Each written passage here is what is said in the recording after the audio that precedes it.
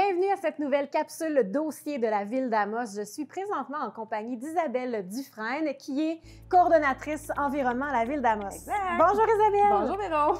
Là, on a à parler de la modernisation de la récupération. Est-ce que je le dis de la bonne façon?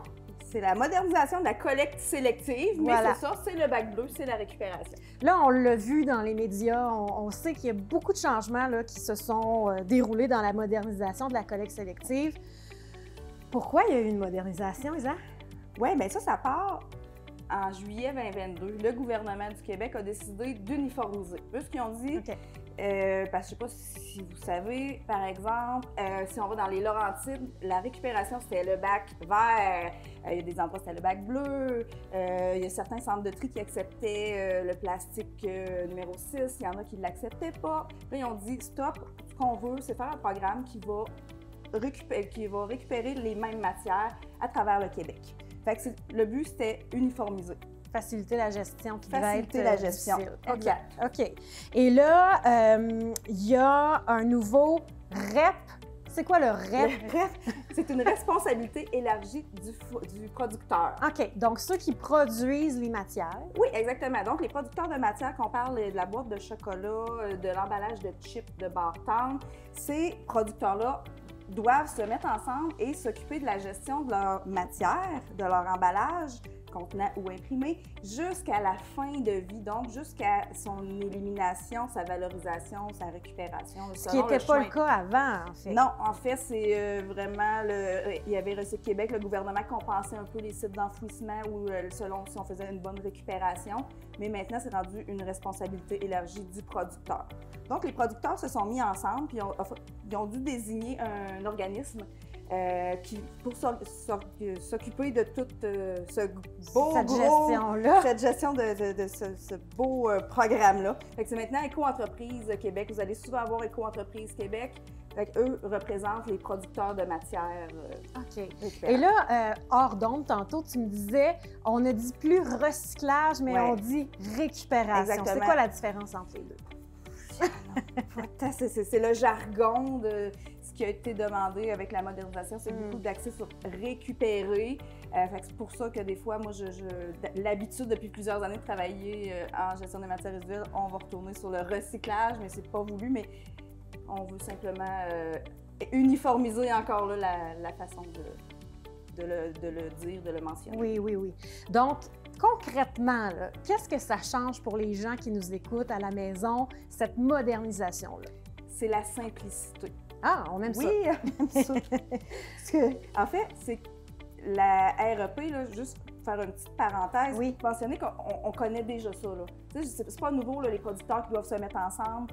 On a Arc Québec qui s'occupe, par exemple, des TIC, là, les serre plus à rien. Quand on achète un téléviseur, un téléphone, on paye un éco-frais. Les piles, donc les huiles, les appareils réfrigérants. Donc, les éco-frais, ça arrive.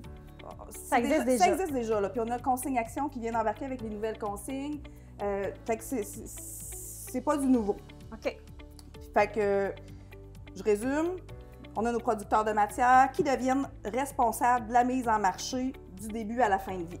Fait que c'est une bonne chose parce que le but, c'est qu'ils puissent concevoir des meilleurs emballages. Oui, qui vont avoir moins d'impact sur l'environnement. Exactement. OK. En fait, les changements, avant, on travaillait beaucoup avec la matière. On disait, est-ce que c'est en plastique? Est-ce que c'est en métal, en aluminium? Est-ce que c'est fallait vérifier le numéro. Est-ce qu'on a le ruban Mobius? Est-ce que c'est un numéro 1, 2, 3, 4, 5, 7? Parce que le 6 ne se récupérait pas. Oui. Maintenant, on met tout ça de côté. Maintenant, on ne se concentre plus sur la matière, on se concentre sur c'est quoi le CEI. Fait qu'à partir de maintenant, on va entendre parler beaucoup C pour contenant, E, emballage, I, imprimé. Fait que c'est vraiment, on ne veut plus savoir c'est quel type de plastique, on ne veut pas savoir c'est quel type de matière. Là, on se concentre sur le contenant. Oui, la simplicité. Ouais. Donc, c'est le fun pour les citoyens parce que là, on n'a plus à se casser la tête pour savoir qu'est-ce qui va dans le bac. C'est plus simple, exactement. C'est plus simple. On a uniformisé, on a simplifié. Puis, tu sais, on mêlait aussi avant les citoyens, on disait, bon, ben c'est en plastique. Une chaudière de jouets pour enfants, c'est en plastique. Fait que les gens mettaient ça. Fait que c'était tout mêlé. Fait que maintenant, on y va avec des CEI, des contenants d'emballage imprimés, du quotidien à la maison. Donc, si j'y vais dans la même optique, la chaudière pour enfants, ce n'est pas un imprimé, ce n'est pas un emballage et ce n'est pas... C'est un contenant. C'est là qu'il y a un petit piège que toujours faut falloir user de logique avec le temps à prendre. Oui. Parce que c'est pas vrai que depuis le 31 décembre, on ne mentira pas aux citoyens, le 31 décembre 2024, il y a certaines matières qu'on ne reprenait pas, puis là, on les reprend depuis le 1er janvier. Est-ce que, les centres de tri ont tous évolué, changé? Est-ce qu'on a trouvé des débouchés à tout en une nuit? Non. Ouais.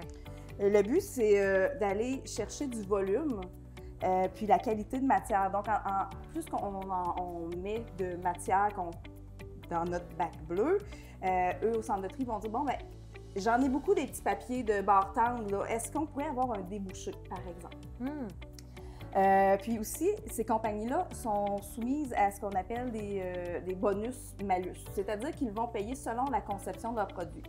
Quelqu'un qui a un produit qui se recycle très bien, qui se récupère, Véro, je m'excuse, très bien, va payer moins cher, je dirais, de cotisation, je ne sais pas comment ils appellent ça exactement, qu'un emballage de chips qu'on sait que c'est ni de l'aluminium ni du plastique vraiment qui, en ce moment, ne se récupérait pas. Maintenant, on le met au bac. Est-ce que c'est traité pour le moment? C'est encore un peu nébuleux. C'est un peu nébuleux. Éco-entreprise Québec mentionne que, évidemment, il y a des premières... il y a des choses qui vont être valorisées, oui. On va trouver des nouveaux débouchés. Mais, entre-temps, c'est sûr qu'il va y avoir quand même de l'élimination de certaines... Le temps que tout ça se place. Il faut laisser le temps. Il faut laisser le temps aussi aux entrepreneurs de faire de l'éco-conception. Par exemple, les sacs de chips vont-ils s'en aller peut-être éventuellement dans un sachet plus cartonné? Aucune idée, à voir. Et avec cet argent-là aussi, ils vont optimiser les centres de tri éventuellement. Donc, plus de matières vont être mieux triées, donc ça va être... avec le temps, on s'enligne vers... quelque chose de plus simple, plus positif. Plus positif pour l'environnement.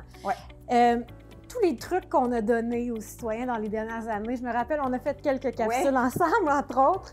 Est-ce que c'est encore des bons trucs? Exemple, je te donne un exemple. On faisait des sacs de sacs. Est-ce qu'on fait encore ça? Non, on ne fait plus de sacs de sacs.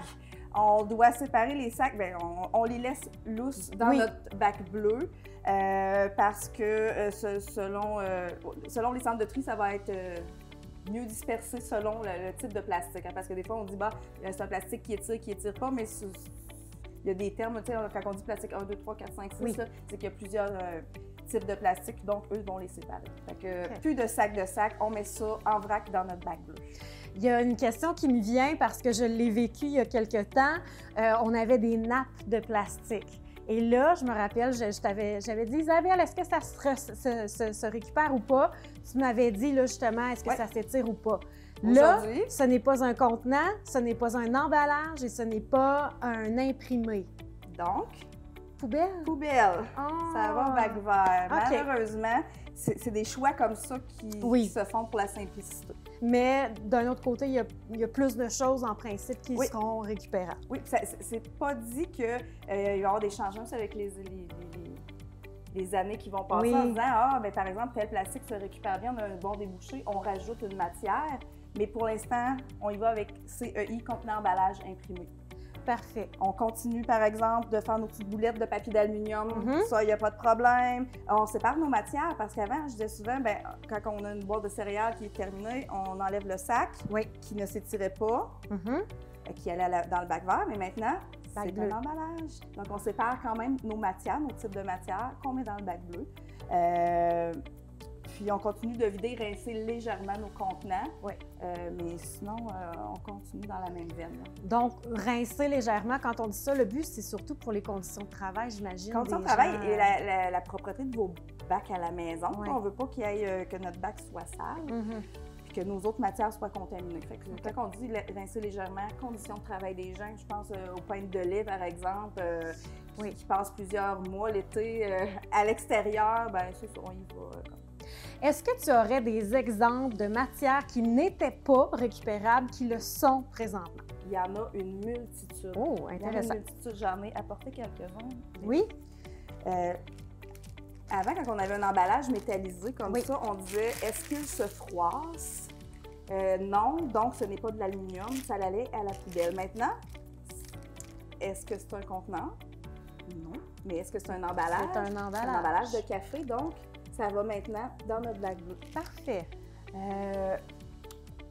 Ça, c'est ce qui m'a surpris le plus. Oui. Fait qu'on a ici, c'est du polystyrène, mais c'est des barquettes de viande. Oui. Fait que maintenant, on enlève, si on va chercher de la viande hachée, du poulet, on enlève la pellicule plastique. Oui. Pellicule plastique qui, lorsqu'elle n'est pas trop souillée, se récupère.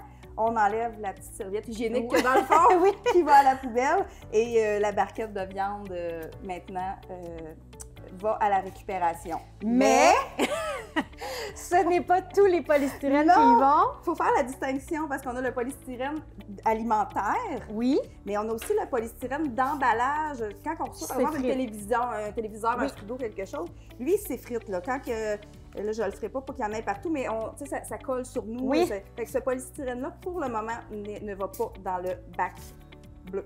Parfait. Donc, celui qui se défait, c'est non, mais celui qu'on utilise... Alimentaire, c'est un emballage alimentaire qui se recycle. Exact. Merveilleux. Tu parlais tout à l'heure des bartendes, tu sais, on l'a dit, c'est métallisé. C'est la même chose. Sac de chips, papier de bartende, ce sont des emballages. Pâte à dents, avant, c'est un... Oui. Ça n'était pas récupérable. Maintenant, c'est un emballage. Ah! Des petites copes à crème, de café, emballage, contenant ici. Puis comme pour tout ce qui est, comme exemple, yogourt ou tout ce qui a une pellicule, une opercule, on peut la laisser dessus ou la rentrer à l'intérieur. Ah, intéressant. Et si je pense, par exemple, aux petits jus que les enfants ont à l'école, à l'intérieur, il y a comme... En ce moment, c'est un contenant. Oui. Donc, ça y va. Ça y va. OK. Mais, Véro, il y a une autre nouveauté en ce moment que les gens ont entendu parler et qui c'est mis en place, mais on ne sait pas trop comment, pourquoi, mais c'est la nouvelle consigne.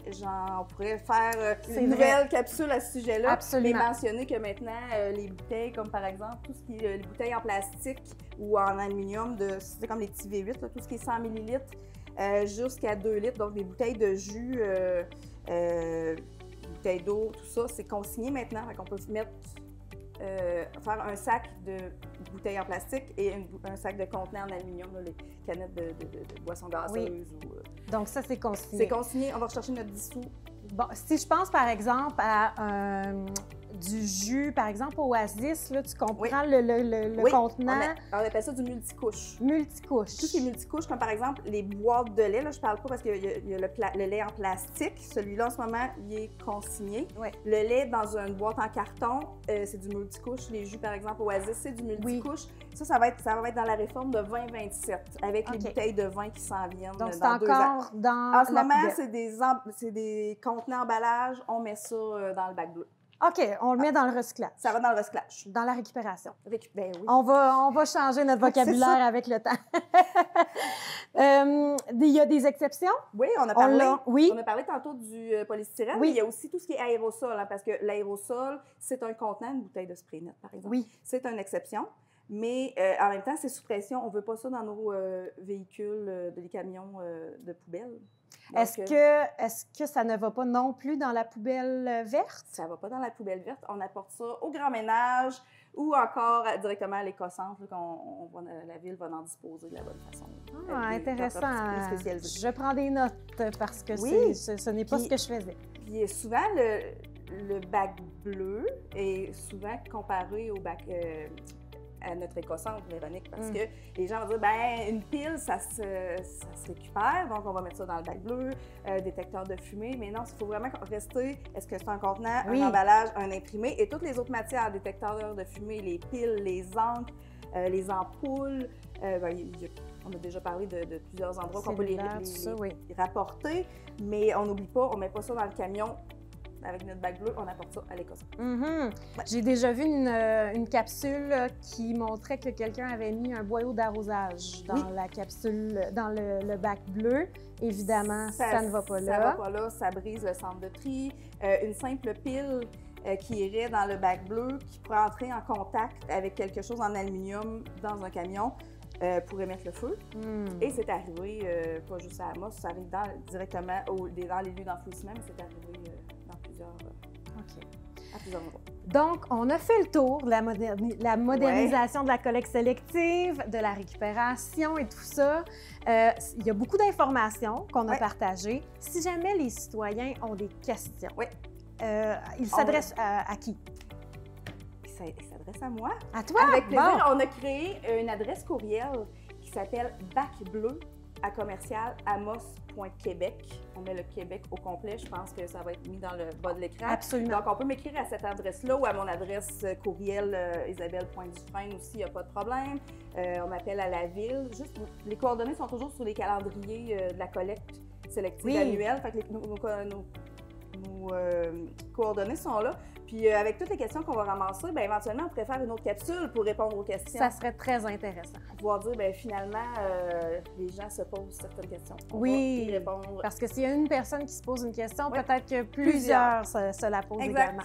Merci Isabelle. Ça fait plaisir. On va se revoir certainement très bientôt pour une autre capsule dossier.